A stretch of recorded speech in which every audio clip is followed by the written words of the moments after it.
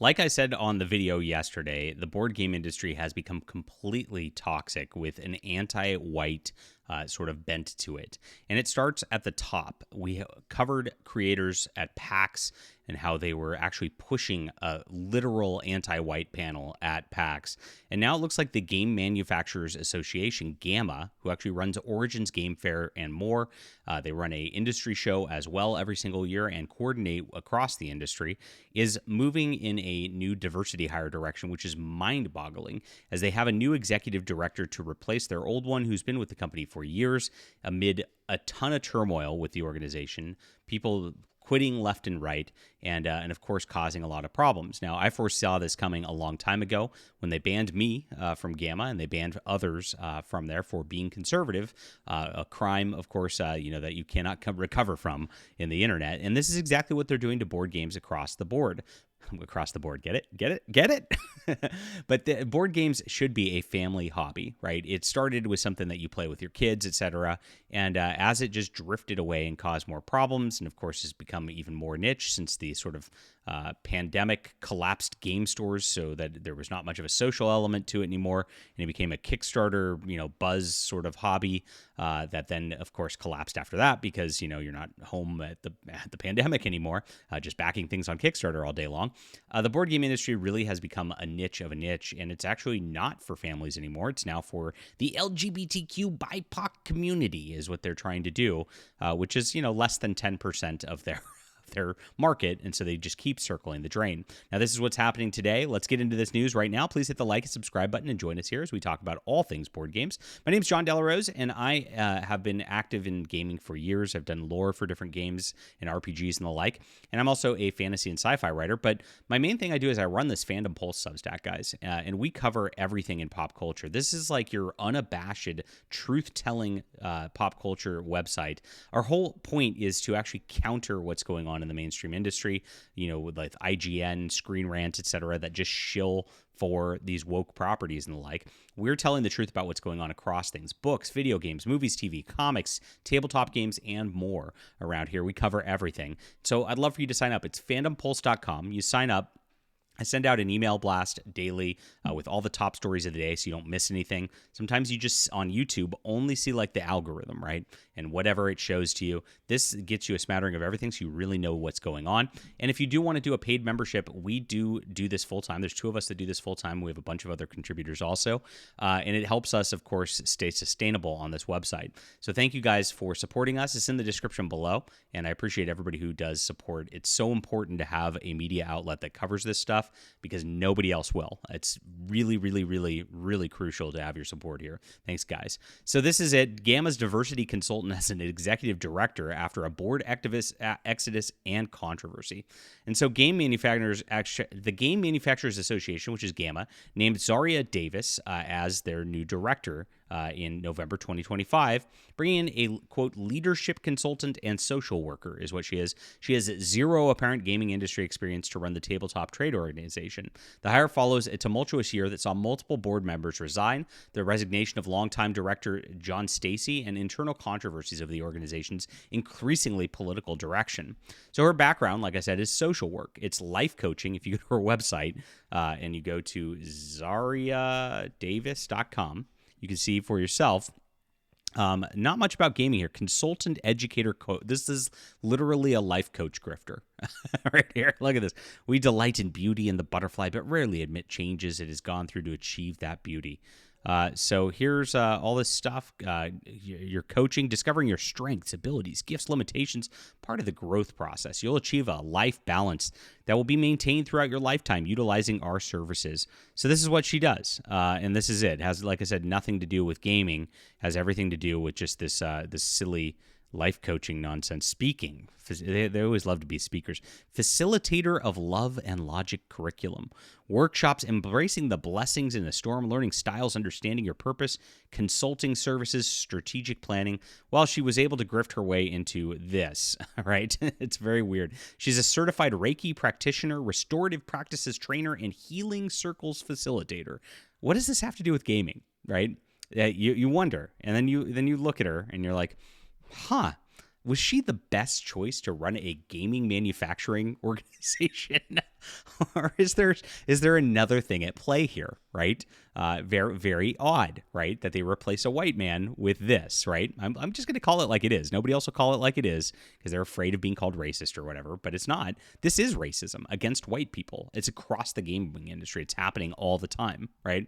So their job listing said they emphasize strategic leadership, financial stewardship, program management, and communications. The role requires overseeing the annual GAMA Expo trade show, managing relationships with 1,800 member companies, and ensuring the organization's financial stability. The listing made no mention of diversity, equity, or inclusion as primary qualifications, yet they hired someone whose entire professional background centers on DEI consulting and social justice advocacy rather than industry experience. The president of GAMA, Nicole Brady, said, "GAMA has a team of incredibly talented individuals along with GAMA Vision 2035, a 10-year strategic vision to our path, and the board has brought Zaria Davis as an interim executive director to ensure we keep moving forward during this transitional stage. She will be helping the organization build on our existing procedures with a primary objective of ensuring a strong foundation for when we hire the new executive director." So full stop. This is an executive director brought in to hire a new executive director. I'm very confused as to what this whole point is. It suggests they view this as a temporary appointment, which means it's like, why are they even bothering with this, right? So John Stacy served as GAMA's director for 7 years before his departure. They grew from 1,100 members to 1,800 under his leadership, expanded GAMA Expo from a hotel-based event to a 300,000 square foot convention center, made it a pretty big deal. He also presided over GAMA's transformation into an ideologically driven organization. He let this all happen when this all went down. So this is what happened, and this is how they got crazy. In 2019, GAMA removed author and game designer Larry Correia as guest of honor of the Origins Game Fair after left-wing activists complained about his libertarian politics. He's a New York Times bestselling author whose Monster Hunter International was being adapted into a board game, and he was disinvited without explanation. The decision sent a clear message: conservatives are not welcome at GAMA events. Then, in 2021, they branded game designer Dwight Seneck, a creator of a Western board game, which is awesome, by the way, called High Noon, for bullying and harassment of GAMA members. His actual offense: he appeared on a live stream where screenshots were shown of GAMA members bullying and harassing him. Stacy personally banned Seneck and later publicly accused him of making a death threat without providing evidence. When Seneck's agent asked if he could represent High Noon at a GAMA Expo independently, Stacy said no because Seneck's name was on the badge and therefore the game itself was removed. So they banned games as a gaming organization because, again, this guy's a conservative out there. Jeff Bergen, the founder of the Gaming Goat retail chain, biggest retail chain out there, was escorted out of GAMA Expo after Stacy declared him a physical threat to everyone in the convention. So that justification, of course, Bergen's Kickstarter for the campaign tournament featured a cartoon frog illustration that GAMA's social justice activists claim was a hate symbol. No incident occurred, no threats were made, he was simply removed. They also targeted me, of course, and banned me because of my Christian beliefs and conservative politics. Meanwhile, Eric Lang, he's another woke activist and diversity hire within these systems, F this generation's Republicans directly into the sun. If you want to talk about just hateful and, of course, exclusionary tactics, there's one right there. He's allowed to do this. GAMA says okay, and it's because he's partially black. That's it. That's the whole reason, right? Rules for thee, not for me. Now, they also had a DEI committee, they do, a full one, that panicked about holding their GAMA Expo in Kentucky because the state voted for Trump. I shit you not. This happened earlier this year. The organization's internal Discord, one member wrote, "I'm a gender non-conforming queer woman and don't feel safe in any part of Trump's America, but especially not safe in places like Kentucky." Obviously, nothing happened there. Peter Yang, the DEI coordinator, said, "I hear you. I've seen and heard similar responses come through about not attending. I speak from the entire DEI community when I say we've pushed steps to make the GAMA board and entire team be more supportive." Now, this is about just having a place in a state that they don't like. This is how crazy these people are. And this is how just they're running their organization, very, very obviously. Now, this is very similar. The SIFWA Writers Association did similar. They hired somebody named Isis Asare as executive director, like Davis. Her background is in diversity consulting and social justice activism, not really publishing and writing.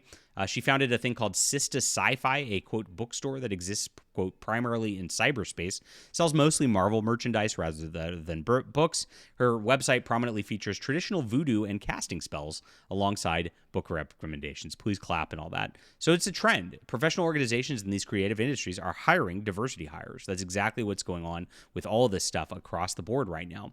And they've got no relevant industry experience to run their operations. The qualifications that matter are ideological alignment and demographic characteristics, not expertise in the field organizations that it serves. This is catastrophic for organizations like GAMA. The tabletop industry is complex. Publishers, distributors, retailers, manufacturers, designers are all operating under different business models with competing interests.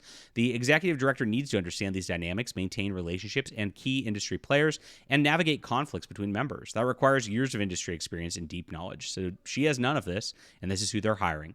But I hope her healing circles and past life regression hypnosis, yeah, she's into that too, and consulting on criminal justice reform really helps GAMA out here. But at least they didn't hire a white male. That would have been something that would have been a real crime in 2025. What do you think about this? Please leave a comment down below. Hit the like, subscribe button, everybody. And make sure to sign up for my Fandom Pulse Substack. Super important, like I said. This website right here has it all. And it's got something for you to be able to read every single day. And we are, of course, changing the culture with our work here. I appreciate you being here. We'll be back soon.